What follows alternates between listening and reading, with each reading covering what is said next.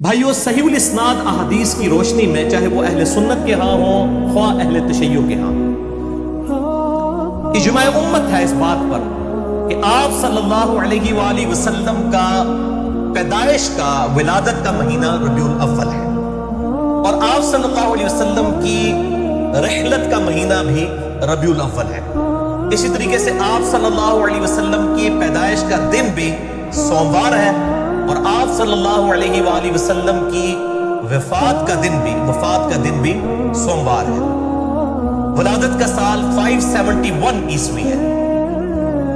یعنی سیدنا عیسیٰ علیہ السلام کے رفع سماوی کے تقریباً 540 سال کے بعد، اور آپ صلی اللہ علیہ وسلم کی دنیا سے رحلت کا سال جو ہے وہ 632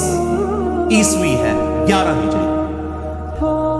اور ولادت کی جو تاریخ ہے اہل سنت اور اہل تشیع دونوں کی کتابوں میں الگ سے لیکچرز دے چکا ہوں، چاہے دلائل النبوہ امام بیہقی کی کتاب ہو، اس میں بھی صحیح سند کے ساتھ موجود ہے، اور اہل تشیع کے ہاں اصول کافی میں موجود ہے کہ آپ صلی اللہ علیہ وآلہ وسلم 12 ربیع الاول کو سحری کے وقت پیدا ہوئے۔ اہل سنت اور اہل تشیع کی کتابیں اس پر متفق ہیں۔ پریکٹیکلی پھر جو روند مارنی شروع کی ہے دونوں طرف سے، اہل تشیع نے 17 ربیع الاول گھڑ لیا،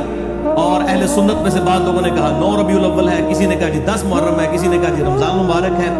اور اس قسم کی فرقہ وارانہ چیزیں جو ہیں وہ پروپیگیٹ کر دیں۔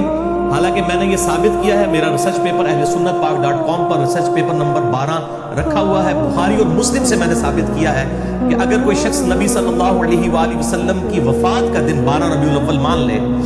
تو بخاری اور مسلم کی کئی احادیث کا انکار لازم آئے گا۔ یہ پیدائش کا دن تو ہے لیکن وفات کا دن نہیں ہے، وفات ربیع الاول میں ہی ہوئی، پہلے عشرے میں ہوئی، لیکن اس کی ڈیٹیل ہے وہ کنفرم نہیں ہے۔